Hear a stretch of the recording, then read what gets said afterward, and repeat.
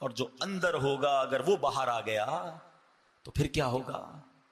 اندر ایسا بھر لو، اپنے دل کو ایسا صاف کر لو، ذکر الہی کے ایسے عادی بن جاؤ کہ جب موت کا جھٹکا لگے تو میری زبان سے کلمہ پاک نکل جائے۔ تمنا کیا ہے؟ میں سو جاؤں یا مصطفیٰ کہتے کہتے، کھلے آنکھ صلی اللہ کہتے کہتے۔ اچھی عادتیں پتہ کیسے کام آتی ہیں؟ پچھلے دنوں میں ایک بات پڑھ رہا تھا، کیا کمال کی بات تھی، ایمان تازہ ہو گیا۔ سنت طریقہ کیا ہے؟ سیدھے ہاتھ سے دو، سیدھے ہاتھ سے لو، ٹھیک ہے نا؟ آج نہیں ہے لوگوں کو اس سنت کی فکر ہی کوئی نہیں ہے، الٹے ہاتھ سے دے رہے ہیں، الٹے ہاتھ سے لے رہے ہیں، الٹے ہاتھ سے کھا رہے ہیں، الٹے ہاتھ سے پی رہے ہیں۔ nobody care about۔ ہم نے پیر و مرشد سے سیکھا، امیر اہل سنت سے، کہ آپ عادت کیسے بناتے ہیں۔ آپ اپنی اور اپنے بچوں کی عادت پتہ کیسے بنا سکتے ہیں؟ آپ سیدھے ہاتھ سے کوئی چیز دیں اور اگلے سامنے والے نے الٹا ہاتھ آگے بڑھائے نا، آپ واپس لے لیں کہ نہیں پہلے سیدھا ہاتھ۔ اب وہ سیدھا ہاتھ بڑھائے تو دے دیں اس کو یاد رہ جائے گا نا کہ یار سیدھے ہاتھ سے لینا ہے۔ کمال کی بات سنو گے، ایمان تازہ ہو جائے گا۔ بزرگ کہتے ہیں سیدھے ہاتھ سے ہر چیز دینے اور لینے کی عادت بناؤ، جب قیامت کے دن تمہیں نامہ اعمال دیا جائے گا تمہارا سیدھا ہاتھ ہی آگے بڑھ جائے گا، اور جس کو سیدھے ہاتھ میں نامہ اعمال مل گیا اس کی مغفرت کر دی جائے گی۔ چاہیے نا سیدھے ہاتھ میں نامہ اعمال، تو دنیا میں سیدھا ہاتھ استعمال کرو نا اچھی چیزوں کے لیے، ادھر فکر ہی کوئی نہیں ہے۔ ایک اور کمال کی بات، اٹھنے کی جو دعا ہے کیا ہے؟ الحمدللہ الذی احیانا بعد ما اماتنا والیہ النشور۔ کیا پیاری دعا، اللہ یہ دعا ہی سمجھ آ جائے نا تو ایمان تازہ ہو جاتا ہے۔ اس بندے کو میسج مل رہا ہے، اس رب کی مہربانی، اس رب کا شکر جس نے مرنے کے بعد مجھے زندہ کیا، احیانا بعد ما اماتنا۔ اب یہاں ایک اور بھی بات ہے جناب، میں مر کے تو زندہ نہیں ہوا، میں تو سو کے کھڑا ہوا ہوں۔ یہی تو میسج ہے، تم روز موت کے قریب جا کر واپس آ رہے ہو۔ جب سوتے ہیں تو کیا ہوتا ہے؟ کچھ نظر آتا ہے؟ کون آیا کون گیا کیا ہوا کچھ پتہ نہیں، ایسے بے سود ہو کے سوتے ہیں۔ یہی تو موت آئے گی تو بندہ سوچے سوتے وقت کہ ایک دن ایسا سوؤں گا کہ پھر اٹھوں گا نہیں۔ ہر روز صبح اٹھ کے اللہ کا شکر ادا کرے کہ اللہ ایک اور چانس دے دیا، ایک اور دن دے دیا، ایک اور دن دے دیا توبہ کے لیے۔ الحمدللہ الذی احیانا بعد ما اماتنا والیہ النشور۔ اس رب کی مہربانی، شکر تعریف اس رب کی جس نے مجھے مرنے کے بعد پھر زندہ کیا، والیہ النشور، اسی کی طرف لوٹ کر جانا ہے۔ علماء کہتے ہیں جو اس دعا کا عادی ہوگا نا، جب قیامت کے دن قبر میں اس کی آنکھ کھلے گی، وہ اٹھے گا، پھر اس کی زبان پر یہ دعا جاری ہو جائے گی۔ اور جو صبح قیامت یہ دعا پڑھتا ہوا اٹھے گا، بن گیا نا اس کا کام، اللہ کا نام لیتے ہوئے اٹھے گا نا۔ تو یہ ہے اچھی عادتوں کے فائدے، نہ ذکر کرتے ہیں، نہ کلمہ پڑھتے ہیں، نہ درود پڑھتے ہیں، بری باتیں۔ اور پھر کہتے ہیں مشکل دور نہیں ہو رہی، ٹینشن دور نہیں ہو رہی، مرتے وقت کیسے کلمہ نصیب ہوگا؟ اللہ کرے کہ آج یہ بات میں بھی طے کر لوں اور آپ بھی طے کر لیں کہ اب انشاءاللہ فضول باتوں سے بچ کر اللہ کے ذکر سے اپنی زبان کو تر رکھیں گے انشاءاللہ۔ اللہ اکبر۔ اب ذکر اللہ کی عادت کیسے بنائیں؟ ہاں یہ ذرا اب زبردست بات کر لیتے ہیں۔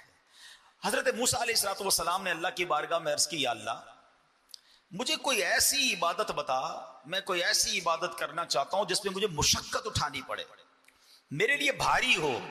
اللہ والوں کی باتیں ہیں، کیا کمال کے لوگ ہوتے تھے۔ ہم کہتے ہیں یار مولوی صاحب کو ایسا طریقہ بتاؤ محنت نہ کرنی پڑے۔ حضرت موسیٰ اللہ سے کہہ رہے ہیں یا اللہ کوئی ایسی عبادت بتا جس میں مجھے مشقت اٹھانی پڑے۔ اب دیکھیں رب کی طرف سے ارشاد کیا ہوا ہے، موسیٰ بلند آواز سے میرا ذکر کیا کر۔ حضرت موسیٰ کو کیا تکلیف ہونی تھی، آپ نے اللہ کا ذکر کرنا شروع کیا، جتنا ذکر کرتے گئے اتنا مزہ آتا گیا، اتنا لطف آتا گیا، آپ اور ذکر کرتے گئے اور ذکر کرتے گئے۔ اللہ سے عرض کی، یا اللہ میں نے تو تجھ سے عرض کیا تھا مجھے کوئی ایسی عبادت بتا جس میں مجھے تکلیف ہو، مشقت ہو، ڈیفیکلٹی ہو، میں تو ذکر کیے جا رہا ہوں، مزے کو مزہ آ رہا ہے۔ ارشاد ہوا، اے موسیٰ یہ تو آپ پر میری مہربانی ہے کہ آپ کو میرے ذکر میں لذت آتی ہے، ورنہ فرعون کو دیکھیے اس نے اپنا تاج و تخت، قوت و سلطنت سب برباد کر لیا، دریا میں غرق ہو جانا منظور کر لیا، مگر ایک مرتبہ بھی میرا نام اپنی زبان پر لانا گوارا نہ کیا۔ اس کا مطلب پتہ ہے کیا ہوا؟ کہ خوش نصیب وہ ہے جسے ذکر کی توفیق ملتی ہے، جسے ذکر میں لطف آتا ہے، جسے ذکر کرنے کا جی چاہتا ہے۔ ورنہ آج کے دور میں تسبیح بڑی بھاری لگتی ہے، اٹھتی نہیں ہے تسبیح، فوراً جیب میں رکھ لیتا ہے انسان۔ موبائل چھوڑنے کا جی نہیں چاہتا، موبائل ذکر کرنا ہے تو موبائل چھوڑنا پڑے گا نا. نہیں میں تھوڑا اور موبائل میں لگ جاؤں، تھوڑا اور ٹی وی، تھوڑا اور معاذ اللہ فلمیں ڈرامے، دوستوں کی گپ شپ چھوڑنے کا جی نہیں چاہتا. ایک تو منہ میں پان گٹکا نہ جانے کیا کیا آپ رکھتے ہیں کہ جناب وہ نکالیں گے تو ذکر کرو گے نا. امیر اہل سنت بڑی پیاری بات فرماتے ہیں. آپ فرماتے ہیں پان اینٹی درود ہے، اس لیے میں پان نہیں کھاتا، کیونکہ منہ میں جتنی دیر پان ہوگا اتنی دیر درود نہیں پڑھ سکوں گا. اپنے آپ کو بیزی ایسا کر لیا ہم نے کہ اب ذکر و درود پڑھنا مشکل ہو گیا ہے. تو نہ کریں میرے پیارے اسلامی بھائیوں، اپنے آپ کو ان فضولیات سے بچائیں، اور سبحان اللہ جس کو ذکر میں مزہ آ رہا ہے وہ اللہ کا شکر ادا کرے. ذرا کہو تو صحیح سبحان اللہ، الحمدللہ، اللہ اکبر، لا الہ الا اللہ، محمد الرسول اللہ، سبحان اللہ وبحمدہ، سبحان اللہ العظیم. ہائے ہائے کیسا پیارا ذکر ہے، کرتے جاؤ ایسا لگتا ہے رحمت کے دریا میں تیر رہے. اور جس کو نہیں مزہ آ رہا نا وہ چیک کرے کہ اندر بیماری ہے. مجھے ذکر میں کیوں لطف نہیں آ رہا؟ مالک کا نام لیتے ہوئے مزہ نہیں آ رہا. اللہ کا نام پتہ ہے کیسا ہے؟ ہاں اللہ کے نام کے راز بھی کمال کے ہیں. اللہ لکھو نا، الف لام لام ہا، الف نکال دو کیا بن جائے گا؟ للہ. لام نکال دو لہو، پھر اللہ کی طرف اشارہ ہے. ایک اور لام بھی نکال دو ہو، پھر بھی اسی کی طرف اشارہ ہے.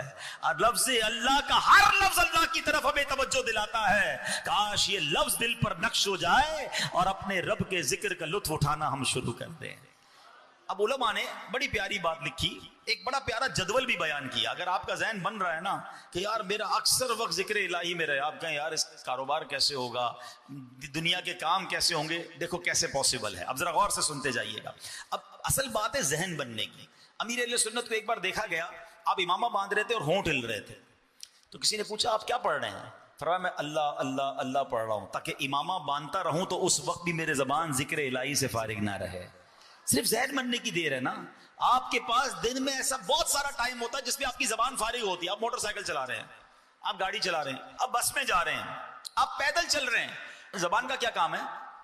صرف ذہن بننے کی دیر ہے کہ یار اس وقت بھی تو میں اللہ اللہ کر سکتا ہوں، لا الہ الا اللہ. ایک تسبیح کلمہ پاک بھی پڑھ لوں، ایک تسبیح سبحان اللہ کی پڑھ لوں، 2 تسبیح درود پاک کی پڑھ لوں، لا حول شریف پڑھ لوں. آپ کو مزہ آ جائے گا نا جس دن ذکر کا، اور اس کی فضیلتیں یاد ہو جائیں گی کہ یار یہ پڑھنے پر یہ نیکی، یہ پڑھنے پر یہ نیکی، سبحان اللہ. یہ ذہن بننے کی دیر ہے. پھر آپ دیکھو ٹائم نکالو اور ٹائم نکلتا ہی چلا جائے گا. لیکن نہیں، ہمیں تو فضول وقت میں بھی لوگوں کو ہیڈ فون لگا کر معاذ اللہ گانے سننے ہیں، میوزک سننی ہے.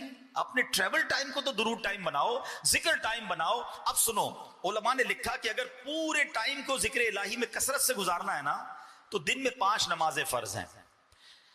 نماز بھی ذکر اللہ ہے. 5 نمازیں اول آخر کوشش کریں کہ سنتوں اور نوافل کے ساتھ پڑھیں. اس میں انشاءاللہ 1.5-2 گھنٹے، ٹوٹل 2 گھنٹے انشاءاللہ آپ کے پورے دن میں ذکر الہی میں گزر جائیں گے. پھر 5 نمازوں میں 3 نمازیں وہ ہیں کہ جن میں وقفہ کافی زیادہ ہے، عشاء سے فجر اور فجر سے ظہر. تو کوشش کریں کہ عشاء سے فجر کے درمیان بھی بیچ میں ٹائم نکال کر تھوڑے سے نوافل پڑھ لیں. اللہ توفیق دے تو تہجد پڑھ لیں، اس میں کچھ سورہ ملک کی تلاوت کر لیں، کچھ صلاۃ التوبہ پڑھ لیں، تو رات میں مزید کچھ عبادت ہو گئی. اچھا اب اس کے بعد فجر سے ظہر بہت بڑا ٹائم ہے، اللہ توفیق دے تو اشراق چاش کے نوافل پڑھ لیا کریں، تو انشاءاللہ یہ وقت بھی آپ کا ہو جائے گا. اب نمازوں کے بعد ہر نماز کے بعد تسبیح فاطمہ پڑھیں، 33 بار سبحان اللہ، 33 بار الحمدللہ، 34 بار اللہ اکبر. ایک تسبیح کلمہ پاک کی پڑھ لیں، اللہ توفیق دے تو 100 بار درود پاک پڑھ لیں، تو یہ بھی آیت الکرسی پڑھ لیں. تو اب کیا ہوا، یہ ذکر و اذکار بھی آپ کی لائف میں روٹین میں شامل ہو جائیں گے. سبحان اللہ. تو اس سے کیا ہوگا کہ آپ کے دن کا جو اکثر وقت ہے وہ ذکر الہی میں گزر رہا ہے، یا اللہ کی یاد میں گزر رہا ہے. خاص طور پہ جو فجر اور عصر کا وقت ہے نا، یہ بڑا خاص وقت ہے. اللہ قرآن میں فرماتا ہے وَسَبِّحْ بِحَمْدِ رَبِّكَ قَبْلَ طُلُوعِ طلوع الشمس وقبل غروبها، اور سورج کے طلوع ہونے سے پہلے اور غروب ہونے سے پہلے اپنے رب کی حمد کے ساتھ اس کی پاکی بیان کرتے رہو. تو اب سبحان اللہ ہمیں کرنا کیا چاہیے کہ ان دو وقتوں میں خصوصیت کے ساتھ ذکر و اذکار مقرر کر لیے جائیں، فجر کے بعد اور عصر کے بعد. تلاوت قرآن کی کچھ عادت کر لیں. امیر اہل سنت نے شجرہ شریف کی اوراد دیے ہیں عصر کے بعد پڑھنے کے، فجر کے بعد پڑھنے کے، وہ پڑھ لیں. اللہ بہت توفیق دے تو مغرب کے بعد اوابین پڑھ لیں. تو انشاءاللہ عز و جل اب جب آپ کیلکولیٹ کریں گے تو انشاءاللہ ہر تھوڑی دیر بعد آپ کو کوئی نہ کوئی عبادت، کوئی نہ کوئی ذکر، کوئی نہ کوئی اللہ کی یاد آپ کے روٹین میں شامل ہو جائے گی. اللہ اکبر. اب کبھی بھی موت آ جائے، اب کسی وقت بھی ملک الموت آئیں گے، یا تو آپ نماز پڑھ کے آ رہے ہوں گے، یا نماز پڑھنے جا رہے ہوں گے، یا تلاوت کر رہے ہوں گے، یا ذکر کر رہے ہوں گے، یا درود پڑھ رہے ہوں گے، یا اگلی نماز کا انتظار کر رہے ہوں گے. انشاءاللہ اللہ نے چاہا تو نبی پاک نے فرمایا نا حضرت معاذ بن جبل سے، اے معاذ اللہ کا قرب حاصل کرنے کا طریقہ، حدیث کا مضمون کیا ہے کہ جس وقت تمہارا آخری وقت آئے تمہاری زبان ذکر الہی سے تر ہو جائے. اللہ ایسی زندگی مجھے بھی عطا فرما دے اور آپ کو بھی نصیب فرمائے. اچھا میں اس میں ایک مزے کی بات کہہ دیتا ہوں، یہ میں آپ کو بڑی تجربے کی بات بتا رہا ہوں. آپ ابھی شروع کریں گے نا، جس کی عادت نہیں ہے، جس کی عادت ہے وہ میری بات سمجھ آ جائے گا اس کو. جس کی عادت نہیں ہے اس کو شروع میں مشکل ہوگی، اس کو مزہ نہیں آئے گا، اس کو لگے گا یار بوریت ہو رہی ہے. دیکھیں اس کو اس طرح سمجھیے، جب آپ کو بخار ہوتا ہے، کئیوں کو بخار ہوتا رہتا ہے، طبیعت خراب ہو جائے، کھانا اچھا لگتا ہے؟ بتاؤ نا. آپ کے گھر والے آپ کی فیوریٹ ڈش بنا دیں، آپ کو بریانی پسند ہے وہ بریانی بنا دیں، آپ کو جو میٹھا گاجر کا حلوہ پسند ہے وہ بنا دیں. منہ میں پانی نہیں آ رہا ہو، ٹھیک ہے نا، سمجھانے کے لیے بتا رہا ہوں. تو پھر کیا ہوگا؟ اس دن بخار ہو، منہ کڑوا ہو، اپنا پسند کا حلوہ بھی اچھا نہیں لگتا، اپنی پسند کی بریانی بھی اچھی نہیں لگتی، بلکہ گھر والے بھی اچھے نہیں لگتے. ایسا ہی ہے. مگر کیا گھر والوں کو چھوڑ کے بھاگ جاتے ہو؟ بچوں کو گھر سے باہر نکال دیتے ہو یا کھانا چھوڑ دیتے؟ نہیں، بندہ کہتا ہے منہ کڑوا بے شک ہے، کھاتے رہو، دوائی بھی لیتے رہو. تھوڑے دنوں بعد جب طبیعت ٹھیک ہو جائے گی تو بریانی بھی اچھی لگے گی، گاجر کا حلوہ بھی اچھا لگے گا، بچے بھی اچھے لگیں گے. ہمیں پتا ہوتا ہے بیماری ہے، جیسے ہی بیماری دور ہوگی یہ سب چیزوں کا ٹیسٹ آنا شروع ہو جائے گا. ایسا ہی ہے. جس کو تلاوت کا ٹیسٹ نہیں آ رہا، جس کو ذکر کا لطف نہیں آ رہا، جس کو درود میں چاشنی نہیں مل رہی، جس کو نعت سن کر آنکھوں میں آنسو نہیں آ رہے، خدا کے واسطے چھوڑ کر مت چلے جانا.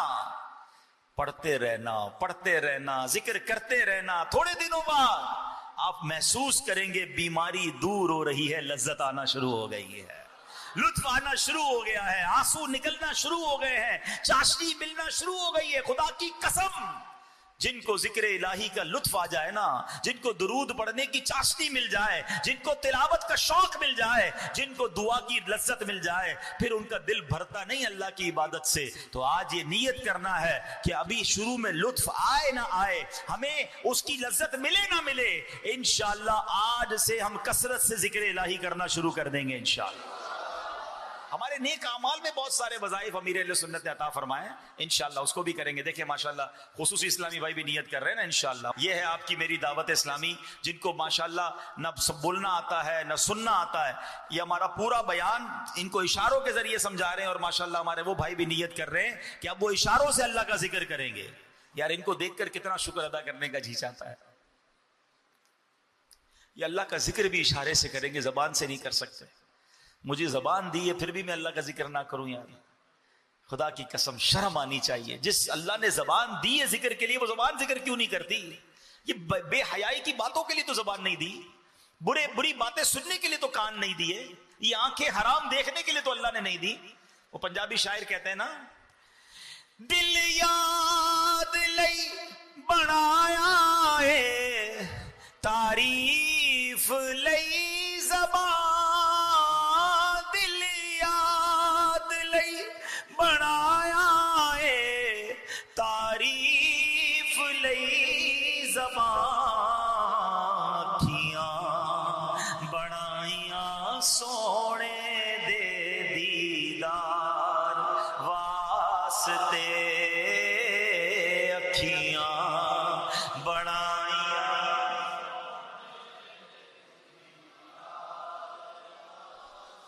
صلو علی الحبیب. ذکر الہی اور درود پاک طے ہو گیا انشاءاللہ. فضول باتوں سے بچیں گے انشاءاللہ. روزانہ کثرت سے درود پڑھیں گے، روزانہ کثرت سے کلمہ پاک پڑھیں گے انشاءاللہ. آپ بس ذکر میں دل لگا لو. آپ اگر یہ ذہن بنا لو نا ہر سبحان اللہ پر جنت میں درخت لگ رہا ہے, ہر درود پر 10 رحمتیں, 10 گناہ معاف, 10 درجے بلند, اور اپنے آپ کو چوٹ دیا کرو کہ یار پیسے ملتے تو پڑھتا کہ نہیں پڑھتا ہے, اور اب نہیں پڑھ رہا, تو پھر انشاءاللہ ذہن بن جائے گا انشاءاللہ. اب آتے ہیں 3 کام تھے نا, یہ تو ہو گیا ذکر الہی. اس نور والے نور میں لپٹے ہوئے آدمی کے 3 اوصاف تھے نا, اس کی زبان ذکر الہی سے تر رہتی تھی. دوسرا اس کا عمل کیا تھا, اس کا دل مسجد میں لگا رہتا تھا. ہائے ہائے, بخاری اور مسلم کی حدیث ہے, قیامت کے دن وہ 7 لوگ جو اللہ کے عرش کے سائے میں ہوں گے, ان میں ایک وہ ہوگا جس کا دل مسجد میں لگا رہتا ہے. اللہ کے عرش کا سایہ سمجھتے ہو, سورج 1 میل پر, زمین تابے کی, گرمی سے برا حال, اور اللہ کے عرش کے سائے کے سوا کوئی سایہ نہیں ہوگا. جو 7 قسم کے خوش نصیب ہوں گے, ان میں ایک وہ ہے جس کا دل مسجد میں لگا رہے. اس کا مطلب کیا ہے؟ علماء نے لکھا کہ ایک تو مسجد میں نمازوں کے لیے جاتا رہے, اور جب مسجد سے گھر جائے نا, کاروبار پر جائے, باہر جائے, پھر دل مسجد میں لگا رہے. یار آپ اگلی نماز کب ہوگی؟ کچھ لوگوں کا دل کہاں ہوتا ہے؟ گھر لگا ہوتا ہے. یار گھر کب جائیں گے؟ جلدی کاروبار ختم ہو, گھر جانا ہے, بچے ہیں, فیملی ہے. جیسا گھر جانے کا جی چاہتا ہے نا, گھر میں دل لگا رہتا ہے. کاش ہمارا مسجد میں دل لگا رہے کہ ہر تھوڑی دیر بعد یہی خیال آئے کہ مسجد میں کب جانا ہے. اب یہاں پرابلم یہ ہے کہ مسجد میں دل لگا رہنا یہ تو چند لوگوں کا معاملہ ہے, ورنہ بہت بڑی تعداد وہ ہے جن کا مسجد میں آ کر بھی بھاگنے کو جی چاہتا ہے. مسجد میں آتے ہیں تو بھی بے سکون ہوتے ہیں, مسجد میں آتے بھی ہفتے میں 1 بار ہیں. کچھ لوگ تو جمعے کو ہی آتے ہیں نا, باقی آتے ہی نہیں ہیں. اور بد نصیب کچھ تو ایسے ہیں جو جمعے کو بھی نہیں آتے, عید کی نماز میں آتے ہیں. 15 شعبان کو کیا ہوا, پوری مسجدیں بھر گئیں, پورے کراچی کی, پوری دنیا کی مسجدوں میں رش. پھر 16 شعبان خالی ہو گئیں. ایسا کیوں کرتے ہو بھائی؟ آئیں تو پھر آ جاؤ نا یار, کتنا سکون ہے اللہ کے گھر میں. تو اس بار نیت کریں کہ رمضانوں میں بھی آئیں گے, رمضانوں کے بعد بھی مسجد سے ہمارا انشاءاللہ رابطہ رہے گا انشاءاللہ. اب مسجد چھوڑ کے نہیں جائیں گے انشاءاللہ. ہاں, اللہ کے حبیب علیہ السلام کی حدیث سن لو, جن کا مسجد میں دل لگتا ہے.